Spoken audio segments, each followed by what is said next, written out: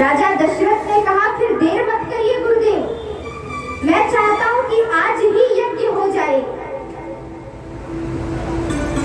अब यज्ञ की तैयारियां होने लगी और जैसे यज्ञ की तैयारी होने लगी, यज्ञ पूरा होता है।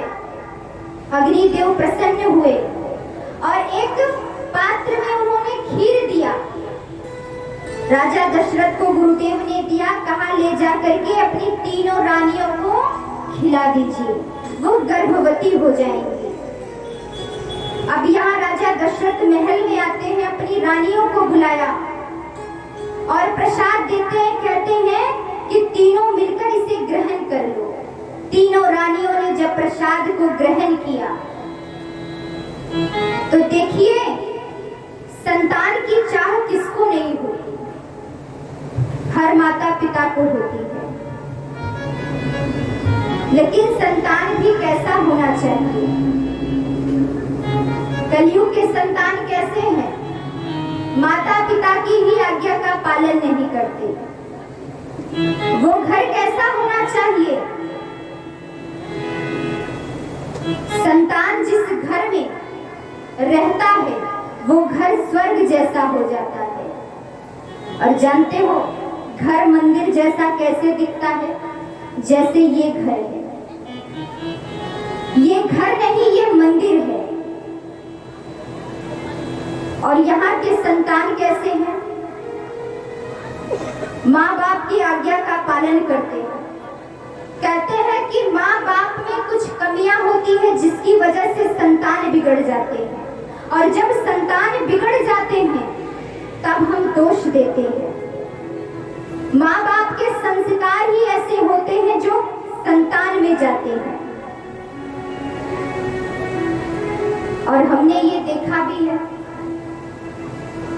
ये जो हमारे विशाल भैया हैं और इनकी जितनी भी बहनें हैं, इनके प्रेम को मैंने देखा है। और कहते हैं कि जिसके घर में संत आ जाए, संत की सेवा ही सबसे बड़ी पूजा होती है।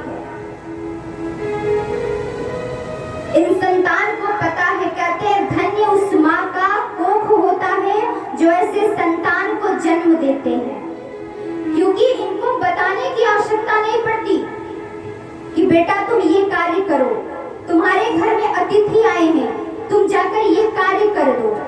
ये कहने से पहले करते हैं। ये जो सत्संग चल रही है, कहते हैं सबसे बड़ी बात ये नहीं होती है कि हम कथा करवा रहे हैं। जिसके घर से अतिथि और संत प्रसन्न होकर चले जाए, वही घर स्वर्ग जैसा होता है। और यहाँ कहते हैं धन, बल और तन तीनों लगाया जाता है। सिर्फ आपने धन लगा दिया उससे आपका कल्याण नहीं हो जाएगा। यहाँ धन के साथ, बल के साथ, यानी मन से इस कार्य को कर रहे हैं। और सेवा भी कैसा कर रहे हैं? देखिए 2-2, 1:30 बजे सोते हैं जितने भी चाचा जी के संतान हैं, और सुबह 4 बजे उठ जाते हैं। ऐसा कौन सा इस कलयुग में संतान करेगा? विचार करिएगा। दिन भर सेवा में लगे रहते हैं। क्यों? क्योंकि इनको पहचान है कि मेरे घर में साधारण कोई नहीं आया है, मेरे घर में संत आए हैं, और यही सेवा ही जीवन को बनाएगा। तो आज देखिए, जब राजा दशरथ की अब चाह पूरी